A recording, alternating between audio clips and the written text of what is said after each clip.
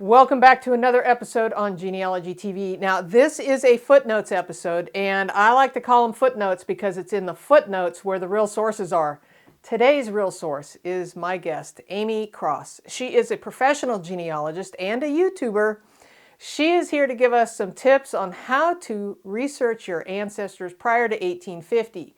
Now, her YouTube channel is called Aimee Cross, Genealogy Hints, so make sure you jump over there and subscribe to her channel. She's got some really great information over there. So, you know what? Let's just jump over to the interview and learn a little bit from Aimee Cross.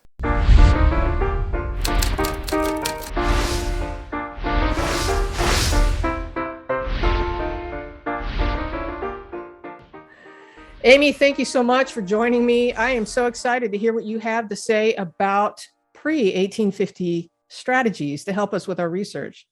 Thank you for coming. Oh, thank you so much for having me. I am so excited to do this with you. I've so enjoyed chatting with you, and I'm just really looking forward to this. Thank you for the opportunity to do this. Yeah, well, and I love your channel. I love the videos. You guys, you got to get over there and see it. Again, links are in the description box, how to get to Aimee's channel. But yeah, you do some good work over there. I'm impressed. Thank you. I appreciate that. I'm trying. I'm learning. I've got a lot to learn, but you've been a great example. So thank you. Oh, well, and I am learning from you as well. So, well, let's jump into your presentation and kind of get an idea of your thoughts on the subject. Sounds good. So these strategies are some of the things that really help me out, because a lot of the work that I do, probably the majority of the work that I do, is to try to find the parents of somebody that's been born before 1850. Mm-hmm. And, you know, once you get past those censuses where you have all the families kind of listed, people really stumble. And so this is really my bread and butter of my research. Good to know. So let me show you my steps that I go through. Okay. So the first steps that I do, and this doesn't always bring success, but most of the time I come pretty close, or even if I haven't totally narrowed down the parents at this point, I have definitely done a lot of the work that I need to do so that then I can continue research and I can try to solve that research question. So this is always where I begin. So the first thing that I do, and I'll go over all of these individually in a minute, but I just wanted to run through them first with you first. Sure. So one, I put things into a timeline because that just helps me recognize and see things a little bit more clearly. Mm-hmm. The second thing that I do is as I work hard, if I don't already have that information, I work hard to determine their county of birth and or their county of marriage. And then obtain that marriage record if it hasn't already been obtained, or any type of record that I can get regarding their marriage. I then perform a census evaluation, and I'll go into more detail about that. And then put those people that are coming out of the census evaluation into family groups and start diving into that family in more depth.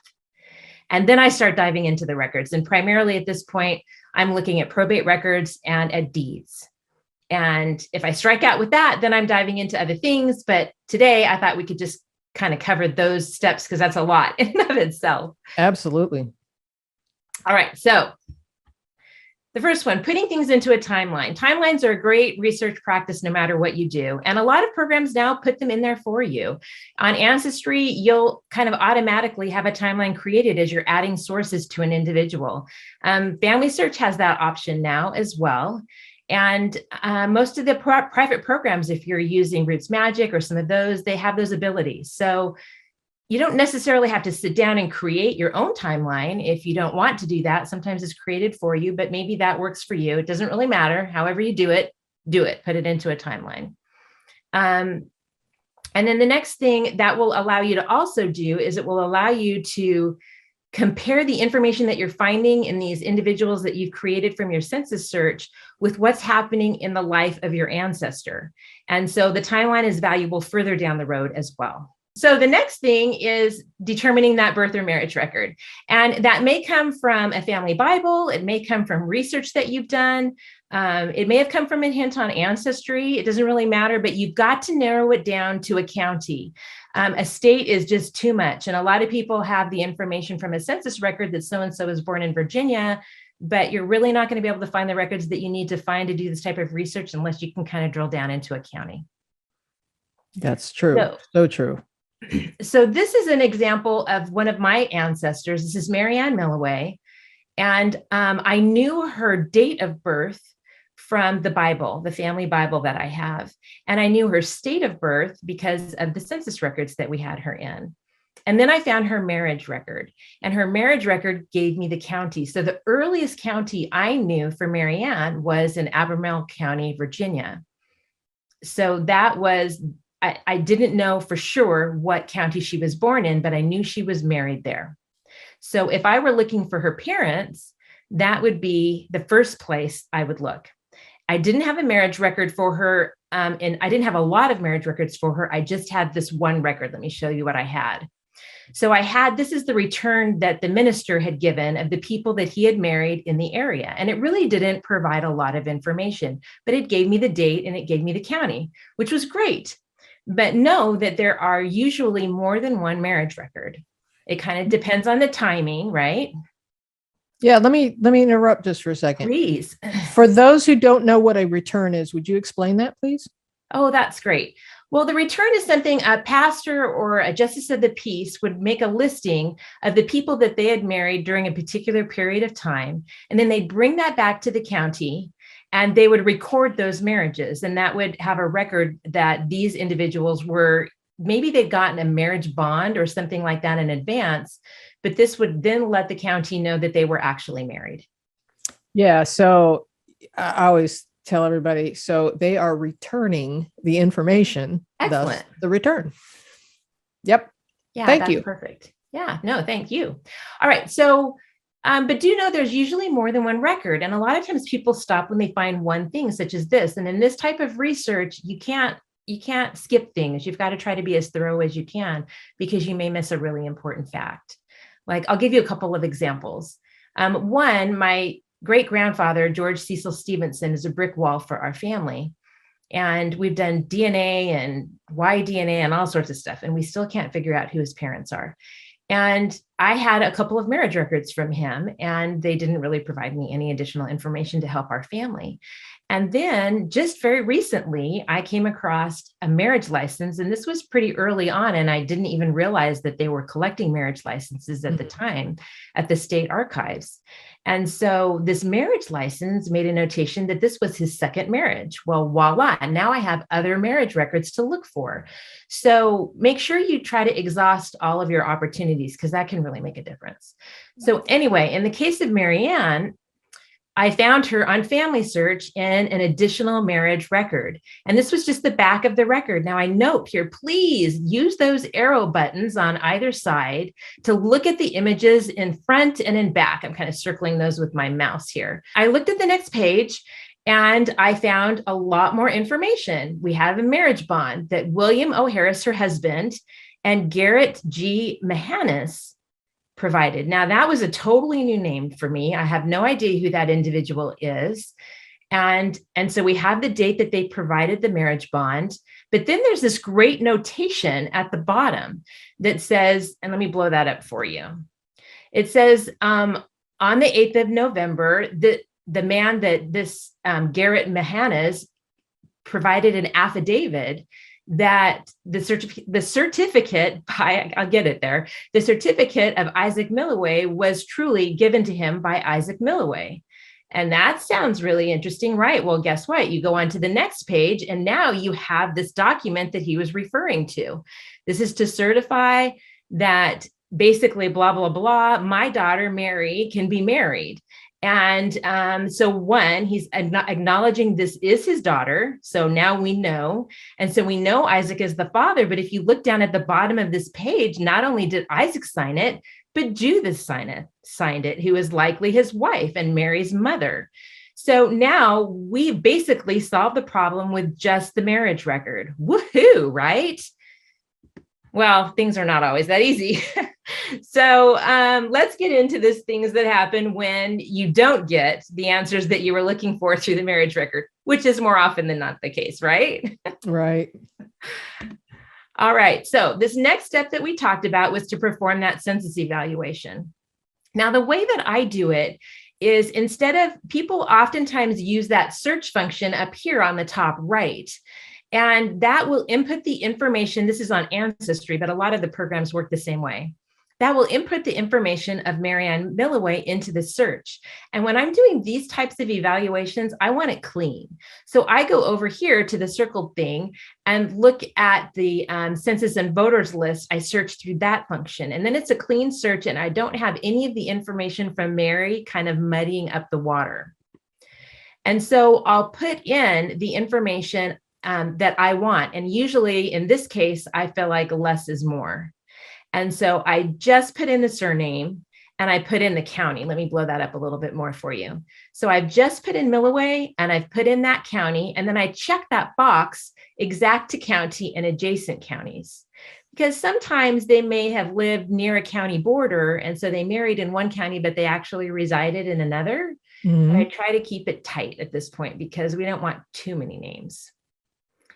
So after I've done that, then I get results like this. And on Ancestry, I prefer to do these types of searches on Ancestry because I really like the filters and the options that I have to use once I've done this.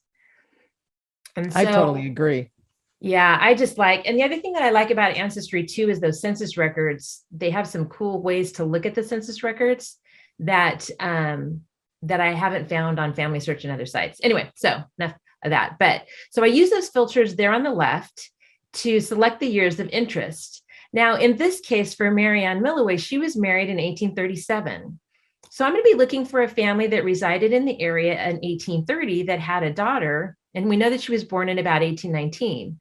So I'm looking for somebody that had a daughter in 1830 that was about 11 years old and that was not in the family in 1840. Now, that may not be the case. You've got to always like look at other possibilities if this isn't working. But that's the first thing that I do.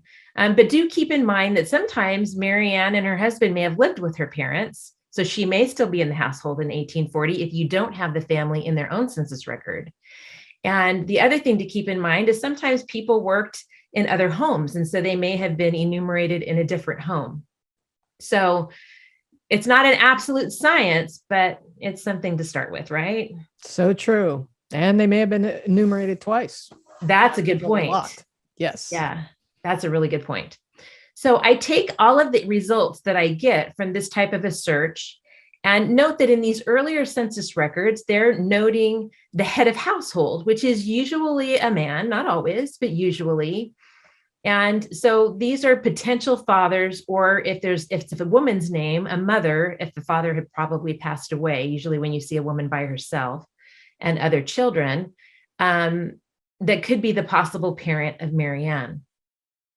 So then I take that information and I put it into Excel spreadsheets. I know you do that a lot too. You just did a video about that I really liked.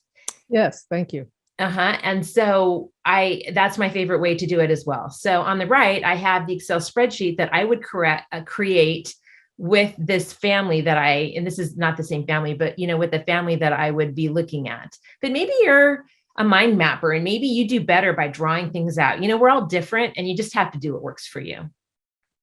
So true. I wish that I was better at certain things, but I find that I just kind of start to rely on what works for me, and that's okay. But I love to see how other people do things because it may open up something for me that I hadn't thought of before. So anyway, love it. All right. So once I've done that and I have my list of kind of targets that I want to find out more about, these heads of household, as well as their other children, if I can find any other names, I'm starting to put these families together and make some sort of connection to the person that I'm looking at. So then I start diving into the records. And the first ones that I usually look at are the probate records, because those are pretty straightforward. And if there's a will, that's great. And I know you've done a couple of videos on probate records and things like that. And those are videos in and of themselves. But just really quickly, a quick 101 is that when you have a testate, there's a will. And when it's intestate, there's no will. And a lot of people think if it's an intestate that the person if they don't find a will when they first look in probate records, that it's all over, game's over, they're not going to find anything. But as you know, that's not the case, right? There's lots of other records. Oh my gosh. Probate records are my favorite, I think.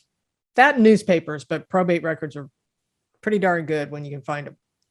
So what part of the probate records, though, for you are really fun? Because you can share some of that.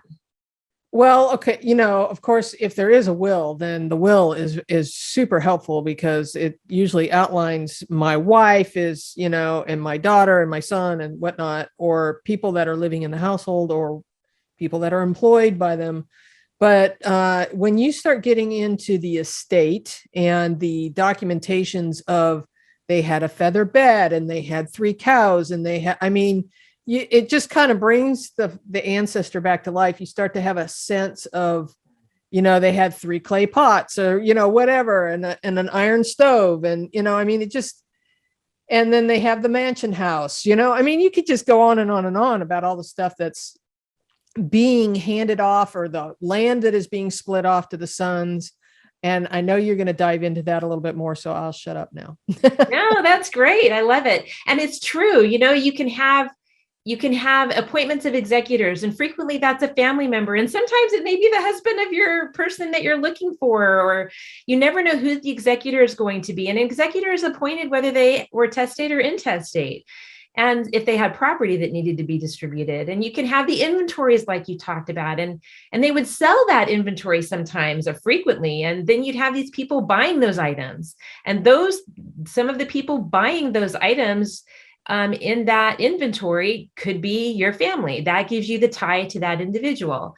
Also, guardianship records. A lot of people miss those because if somebody died, if somebody's parent died and they had family under the age of 21, then there would be a guardian appointed. Even if the mother was still alive, they would still appoint the guardian in most states for the children, a male guardian. Good point. We could probably sit and talk about guardianships all day long. I mean, that's a whole other subject in itself.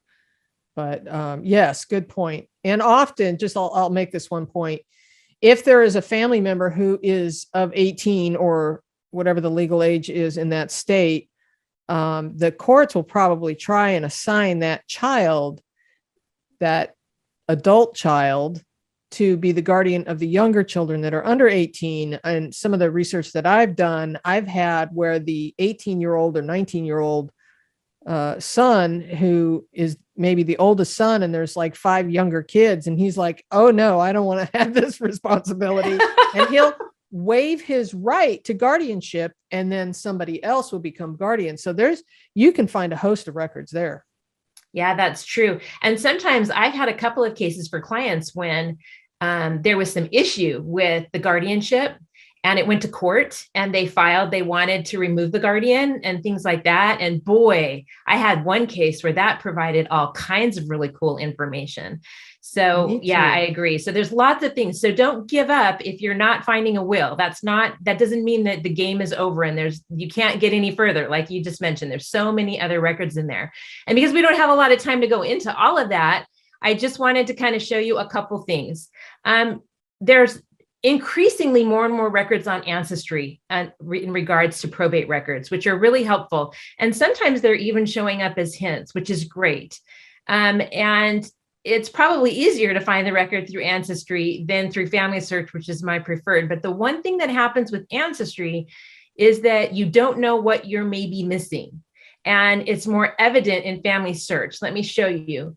So when I go to FamilySearch and I'm looking for probate records, I go up there to the top and I click search, and then I click catalog. And then you kind of want to go big to small when you're looking at the catalog. So you want to start with the state. So I'll type in Virginia, and then I'll type in the county, and then it'll pop up, and I'll select that, and then I'll click search down there. So then I'll get this screen, and this gives me all of the records that FamilySearch has for that county. This is a treasure trove. It's just a huge treasure trove. There's so many different things here. And let me blow this up for you. As you can see, you'll see the probate records in the bottom of that box right there. And then on top of that, I want to show you this other arrow shows those guardianship records. Sometimes guardianship records are found within probate records in FamilySearch. It kind of depends on the way the county is organized, but sometimes they're listed separately, so don't miss those records. And then finally, we have land and property, which you started to talk about, and we're going to go into in a couple of minutes. So this is really kind of my bread and butter. This is where I go to for the majority of these records. Now, in most states, these records are held in the county level, And if FamilySearch doesn't have them, then call the county or email the county and find out if they exist and where they would be. So, and that's like the source of a whole nother video as well. But anyway, this is where I start. So you can go there and find a lot of the information that you're looking for. Love it. So this is the FamilySearch page on one of the will records. And I wanted to note here at the bottom, you can see the little camera with the key. If you're seeing that camera with the key, that means that due to the agreement FamilySearch has with whomever they microfilm the records, they cannot show that to the general public. Now, they've worked really hard to making as many records accessible as possible. And the majority of the records that you're going to find on FamilySearch now do not have that key. They just have the camera, which means you can click on that and you're going to be basically looking at microfilm. And I know you've talked about that before too. But if you see the key, that means that you have to go to a FamilySearch library or an affiliate library, which may be your local library. And on one of my videos that I did not long ago, I had somebody say, hey, my library, she was looking for free Ancestry. And she said, my library doesn't give you the full Ancestry, and I'm really frustrated. And I said, well, what about the family history libraries near you? Do you have one near you? Because they have that as well. And she wasn't even aware of that. So I gave her the link to find those libraries. And she messaged back and said, I have one really close. And she was so excited. So they're usually fairly easy to find unless you live pretty remotely in the United States. But even outside of the country, they still have these libraries. So if you see that lock, that doesn't mean you can't see it. It just means you need to go somewhere to see it. Yes. All right, so I did another video talking a lot more about probate because like we talked about, you've done some videos. Anyway, there's so many things to understand when you're looking at probate. So I just put another video on my channel to talk more about these probates and dive into that more deeply. So check that out if you're interested. Fantastic. All right, so the next records that we were talking about, the last ones are deed records.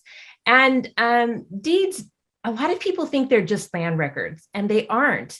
They're the sale of property, real and personal.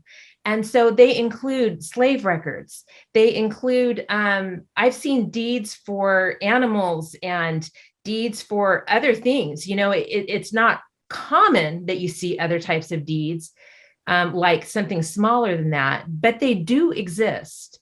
And frequently when you find deeds for those other types of things, they're in between family members. So I love deeds are one of my favorite things because I do a bit of African-American research and they are essential in that type of research. And I just kind of love to see the relationships. So some of the things that you can find in deeds, the land records, also, though, can be helpful. So I don't want to sound like they aren't, because they can be. And the reason being is that most of the time, not all the time, but most of the time, a deed would note the county of residence of both parties. Mm-hmm. So that can help you track movement, and it can kind of help you see like where other family members may be. And then they sometimes very specifically state relationships. And so I have a couple of examples of deeds to illustrate that, because they're, I think they're often overlooked. And a lot of times people think of wills and probates, but they don't think of deeds to give them their answers. So I kind of wanted to spend a little bit more time on that. Absolutely. So as some people may not know, when we're talking about the time period that we're talking about, the late 1700s, early 1800s, in most states in the United States, women couldn't own property. And so all of their property, if they were married, was held by their husband. But because of that law, they did have to sign off if their husband sold property and basically say that they agreed. And there's lots of, you know, the dower laws, you can dive into all of that kind of stuff. But that's important to know, because that will help you sometimes find what you're looking for in a deed. And so you want to be, when you're looking at deed records, you want to be looking in the indexes for both, if it's a woman, both the maiden name and her married name. So let me just give you a couple of deed records and show you how these deeds illustrated a relationship. So this one is kind of hard to read. I tried to get it as good as possible, and maybe you won't be able to see it. But this record names a grandson. And this is, let me look at it a little bit closer on a bigger screen over here to my side. This is Thomas Jefferson, President Thomas Jefferson's deed, one of his deeds in Monticello. And so this specified that he was in Monticello in the county of Albemarle. And I was looking here because I was researching my family, and I came across this record and I thought, oh, that's really interesting. And then he states, in consideration of affection to my grandson, Thomas Jefferson Randolph, of the same place. So we know he's his grandson. We know where he lives. And then he gave that grandson 4 Negro slaves and then named those slaves. And so this is a great record, right? We're not getting a parental relationship, but we're getting a grandparental relationship here. And we're getting the location of both of those individuals. So this is one example of a deed. The next one is a deed that names its wife. Now, this is a big page with a lot of writing, so I'm going to blow up just the one portion that's important here. So this was an indenture made by George Fry and his wife, Mary, if you see there, on the 8th of May in the year of our Lord, 1815, between George Fry and Mary, his wife. So now we have a wife named specifically. So often in time, we cannot get women's names, but this is one of the great ways that we can get women's names. And it tells you what township that they were in, and it tells you what county they were in. And then it goes into the details. This deed goes into the details of who they were selling land to and how much the land cost.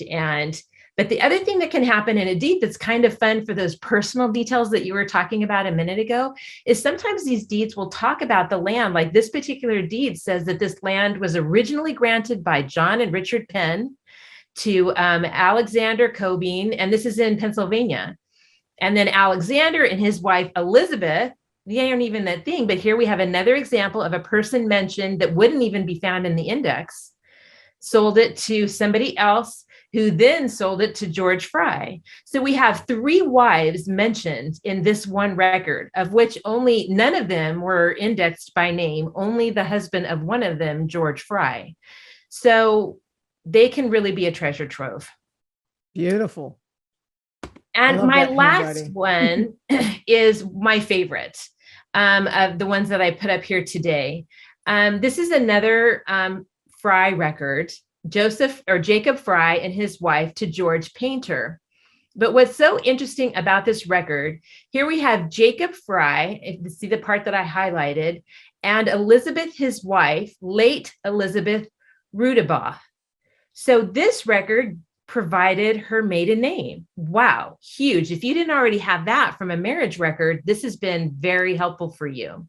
And then if you see down further, it said that they were selling their 1 equal undivided 7th part of the whole into 7 equal parts, and then it goes into the details. So this is a piece of property that's been divided into 7 pieces. Okay, we're talking a probate here, right? We're talking about somebody's passed away, and right. the people that inherited the property, likely her siblings, Elizabeth's siblings, all then had a share of this property, and they were selling their share.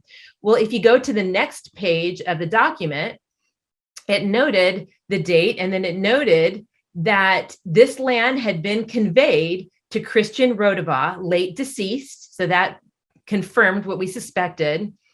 One of whose children and heirs at law the said Elizabeth is. So this record specifically indicated that Elizabeth was the son of Christian. And so there we have our solution to this problem. So I just love this record because it provided so many details. And the other thing that can be really helpful on this is now I also know that Elizabeth had 7 likely siblings and that I could be looking for as well. So I think deeds are really undervalued. And I think that they're something that people really can get a lot of information, and don't be afraid of them. It takes a while to learn to read them, but they're great once you do. And so many are coming online now. Yes.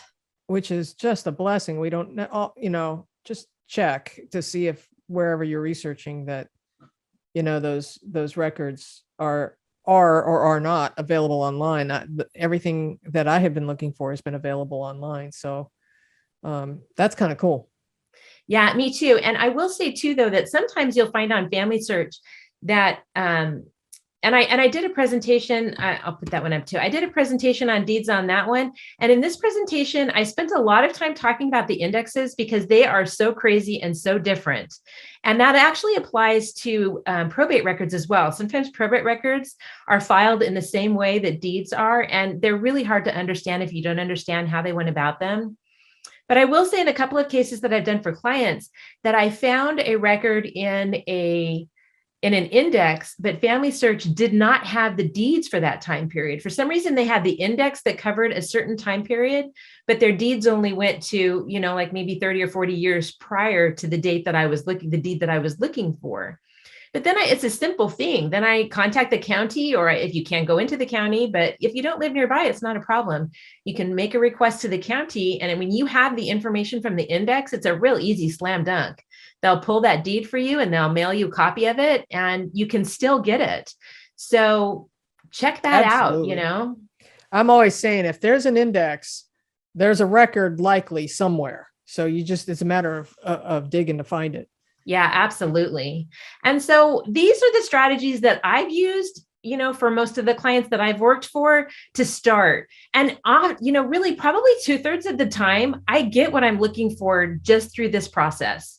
And then sometimes you don't, and, but at least you have the start. At least you have the names of the individuals that are of particular interest to you in a particular area. And then you can start diving into court records and newspapers and all sorts of other records to see if you can find a connection and discover the parents of that individual.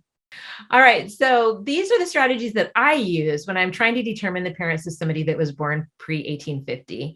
And it doesn't always successful, but most of the time it is. At least 2/3 of the time for me, probably I find the answers that I'm looking for. And it's definitely a great way to begin. I think it's a great strategy. And I love the way you have a path, the 7 steps there. So thank you so much. I really appreciate you sharing your knowledge with everybody. I'm so happy to do it. Thanks for having me on the show. I really do appreciate it. Bravo. Hey, thanks, Aimee, for all of your great tips. We really do appreciate you coming on the show. And if you want to hear more from Aimee, you can find her YouTube channel linked in the description box below this video. Or you can just go to YouTube and search Aimee Cross Genealogy Hints and you'll find her there. All right, there are more videos on the screen for you, so we'll catch you in the next one.